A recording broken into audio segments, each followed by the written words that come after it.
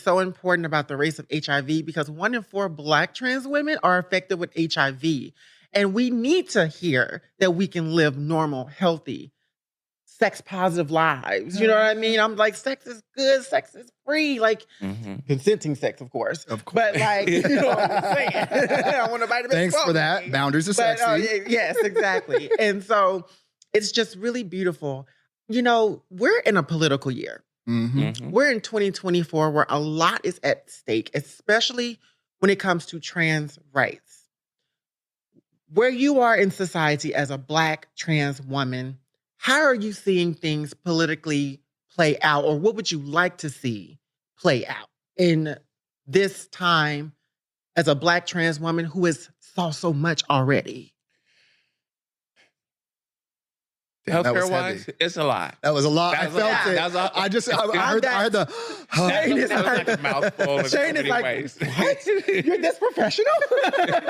You know, I know you with that.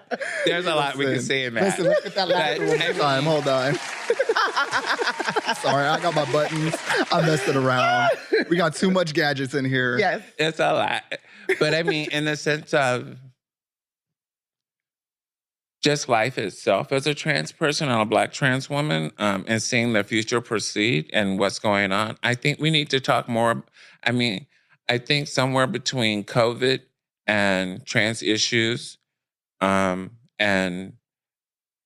Trumponomics, and I like that word. the ending of an era where we had a Black president that was doing so much. I think racism is still playing a big base of our presidency, even though we have a leprechaun and we have an elder in office. You know, when we have somebody old as God in office trying to stand up and Girl, you fight get those for our Twitter rights. fingers just slamming on the keyboard. What did she say? And that, you know, Yeah. it's Just gonna sip my you know, water this for that. man. I'm sorry. Let me get a. Bruh. I mean, this man can barely stand to the podium, and when he's standing at the podium, half the time you don't know whether he's reading it or whether he's asleep. And it's just, I mean, we sending millions of dollars over to another country when you got homeless people living on the streets and you got empty warehouses where it's like, okay, right now we live in LA and we have, I don't know how many empty warehouses in the art district, but you got you're talking about, we got the build apartments. You got warehouses you can work from the inside out to build where you can support some of these homeless folks on the street. Yeah. Matter of fact, don't worry about contractors or construction workers. Grab the homeless folks off the street that got trade skills that haven't been able to put them to use because they're homeless Yeah. and can't get a job, you know? Yeah. Have them go into these buildings and say, okay, you do the work. We help you do the work. We'll supply products and everything else. Build it, you own it. We build this, and that covers some of your rent, you know? At least these people have a place now. That's actually genius. But you're not going to say, no, we need to build an apartment. So now we got this buy area. We got to buy a lot. We got to get products, Zone it. and everything else to be able to support a building for homeless folks. Yeah. What the use is that when you got 13 buildings that are empty? Yeah. You know? I just don't get it. You know, when our country is supposed to be one of the most wealthiest, Allegedly. when they say we wealthy as we are, allegedly, and we blow money on everybody else but our own, allegedly, it makes us look really bad. Yeah. You know? I mean, we want to sit and talk about other countries and their product of how they work with their communities. But as a homeless person, I can go to Amsterdam and I might live my days on the street during the daytime. But when night fall, they protect their people. They put them in shelter and in housing. They put them in their empty hotels and give them a room for the night. Yeah. Their health care is paid for. I don't have to fight to get my health care. You know, here we have to fight and pay out of pocket. I got to pay in order to keep from dying. And it's tied to a job usually too. Right. Yeah. You know. So if you don't work, then you don't get really good health care because they're getting that all out of your check anyway. They don't tell you that. You know, when mama tell you to go get your first job, she don't tell you, You got income taxes coming out of that sucker that they're gonna send to another country to fight for some oil that we're not gonna get. Yeah. They don't tell you we're gonna blow up somebody else's house and that money paid for it. You'll get an eighth of it, but the rest of it is going to take care of somebody else instead of going into SSI when you get 65 to be able to take care of you.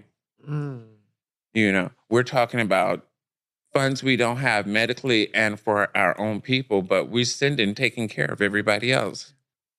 Where's the smarts in that? But back it up.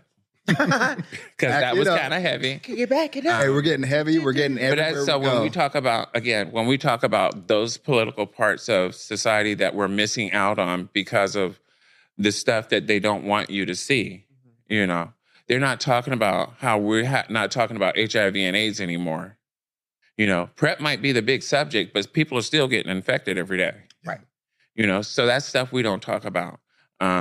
And that's being covered by racism and targetnessism and Trumpism and Bidenism and all the racism that's going around. Bruh. I mean, honestly, I'm just going to say, as a Black trans woman, not even as a Black trans woman, as a Black human being in America, when I watch I believe that was April 6th, when I saw all those.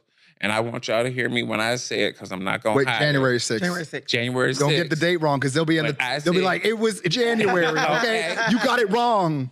But hey, it didn't make a difference April either is way. 420, okay? But that's when I need to smoke a blunt. Yeah. But I'm going to say, when I sit in my room and watch all those people, take over the White House, so to speak, I'm going to honestly say, if that had been a bunch of Black folks, we'd have all been shot.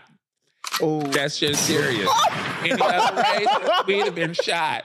Think about, okay, now I'm going to put it to you clearly. If you want to think about it, this is January, right? Yeah. What month are we celebrating this year? Martin Luther King. This month.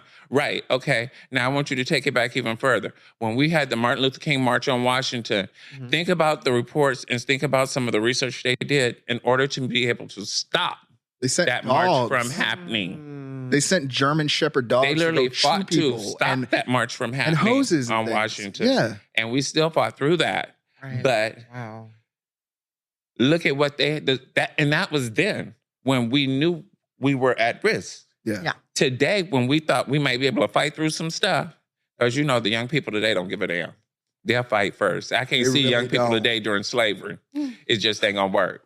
A lot of us have been dead, hung, all that. We would have talked back. We would have not made it. You want me to do what? Speak on it. Because, whoo.